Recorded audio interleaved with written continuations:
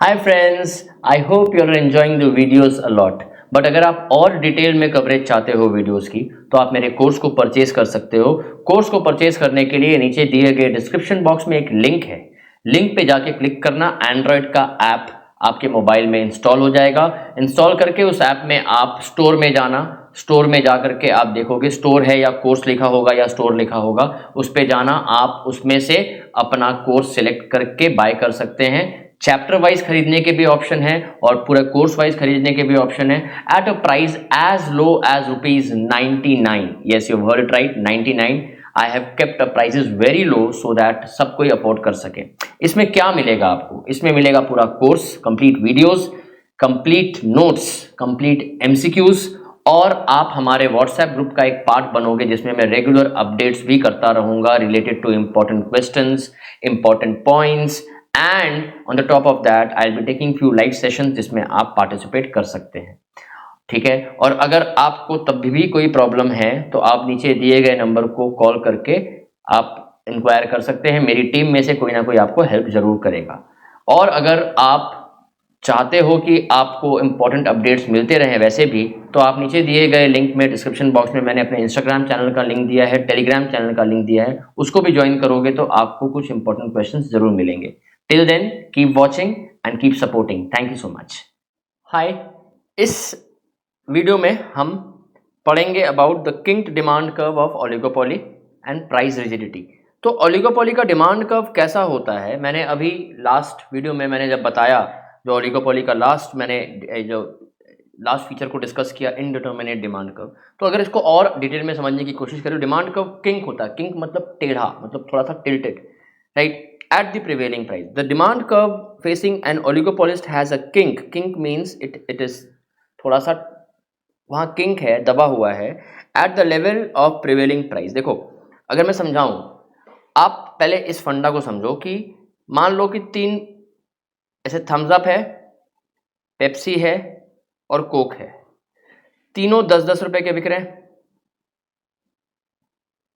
और अगर कोक ने कोशिश की ये करने की कि मैं प्राइस कम कर देता हूं, 8 कर देता हूं, सो दैट मेरा प्रोडक्ट ज़्यादा बिके, तो जैसे ही कोक 8 करेगा तो बाकी सबको ही 8 कर देंगे प्राइस, क्योंकि बाकी सबको डर रहेगा कि मेरा कस्टमर चला ना जाए, राइट। तो अगर एक फर्म प्राइस गिराता है, बाकी सारे फर्म प्राइस गिरा देंगे, तो प्राइस गिराने का फायदा होगा क्या कोक को? नहीं। क्यों नहीं होगा? क्योंकि बाकी कोक ने प्राइस क्यों गिराया था? प्राइस इसलिए गिराया था कि भाई दूसरों के कस्टमर्स मेरे पास आ जाए।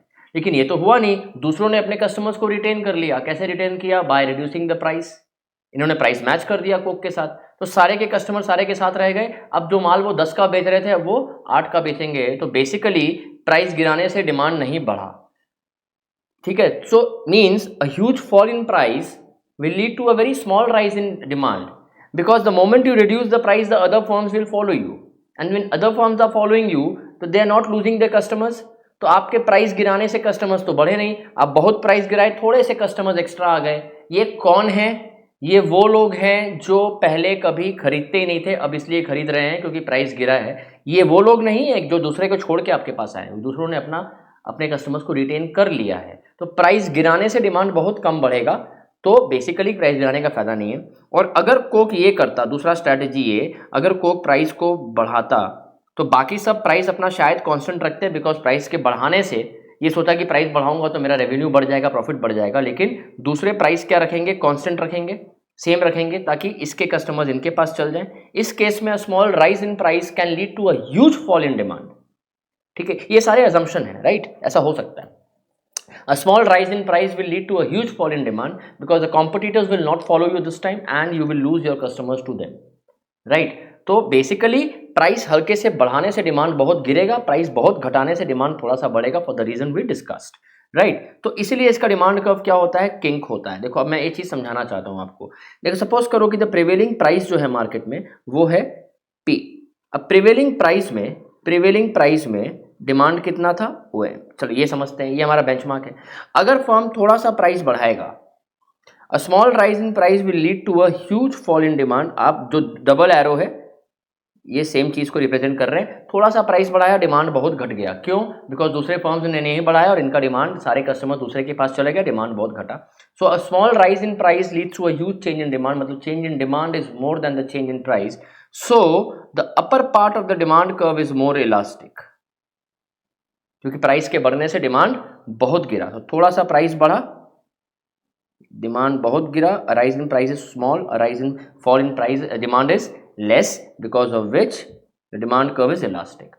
The lower part of the demand curve is inelastic. Why? Because price हम बहुत गिराएंगे तो डिमांड शायद थोड़ा सा बढ़ेगा। आपको यहाँ दिख रहा है, मैं इसको रेड से मार्क करता हूँ सो दैट आप डिफरेंशिएट कर सको। प्राइस बहुत गिराया तो डिमांड थोड़ा सा बढ़ा। क्यों भाई, ऐसा क्यों हुआ? बिकॉज बाकी सबने भी प्राइस गिरा दिया, तो कस्टमर्स का जो इंक्रीमेंट हुआ बहुत कम हुआ। तो नीचे वाला प्राइस गिराने से क्या हो रहा है, डिमांड थोड़ा सा बढ़ रहा है। Demand is changing less than the change in price, तो डिमांड विल बी इनइलास्टिक। सो ये नीचे वाला पार्ट तो होता है, तो ऐसा अगर ये प्रिवेलिंग प्राइस है तो मेरा डिमांड कर्व ऊपर वाला पार्ट फ्लैट होगा, नीचे वाला पार्ट स्टीप होगा। स्टीप मतलब steep indicates less elastic and flat indicates more elastic. So I hope this is clear king demand curve क्यों होता है, राइट? अगर आप, मैंने जो समझाया है आपको, आप इसके एक्सप्लेनेशन को यहाँ पढ़ोगे तो आपको सारा ये एक बार में क्लियर हो जाएगा। This is very very clearly written, very very clearly written. So जो किंग डिमांड कर्व है ये थोड़ा सा अलग कंसेप्ट है, इंपॉर्टेंट कंसेप्ट है, इसको याद रखिएगा। मैं फर्स्ट पैराग्राफ जरूर पढ़ लेता हूँ, ठीक है? The king is formed at the prevailing price level because the segment of the demand curve above the price level is highly elastic and the segment of the demand curve below the price level is inelastic. So मेरा ये prevailing price ये है, इसके ऊपर वाला part more elastic है because price के थोड़े से बढ़ाने से डिमांड बहुत गिरेगा, और नीचे वाला पार्ट क्या दिखा रहा है कि प्राइस के बहुत घटाने से डिमांड थोड़ा सा बढ़ रहा है, तो नीचे वाला पार्ट क्या है, इनइलास्टिक है। A king demand curve D D with a kink at the point के, डिमांड कर्व कौन सा है मेरा, डी डी, किंक कहाँ है, के में, as shown in figure 14. If the prevailing price level is OP, prevailing price level क्या है, OP, and the firm is producing and selling OM quantity. Now the upper segment DK मतलब D and K, the upper segment of the demand curve is relatively elastic, DK is more elastic, ठीक है, और नीचे जो है वो ज़्यादा elastic, less elastic है। This difference in elasticity is due to particular competitive reaction pattern assumed by the kink demand curve hypothesis. ये अज्यूम किया कि ऐसा ही डिमांड कर्व होगा, इसीलिए डिमांड कर्व क्या है इसका, इनडिटर्मिनेट है। इसीलिए प्राइसेस भी रिजिड होते हैं। प्राइस बढ़ाने से भी नुकसान है, प्राइस आप बढ़ाओगे डिमांड बहुत गिर जाएगा। प्राइस घटाने से भी नुकसान है, प्राइस थोड़ा सा घटाओगे, प्राइस बहुत घटाओगे तब डिमांड थोड़ा सा बढ़ेगा। इसलिए इसमें प्राइस भी रिजिड रहता है। तो क्वेश्चन अगर प्राइस रिजिडिटी का आता है या किंग डिमांड कर्व का आता है तो आप ये लिख सकते हो। नीचे का एक्सप्लेनेशन जो है वो मैंने जो समझाया है एग्जैक्टली वही है। I hope this is clear to everybody. Thank you so much.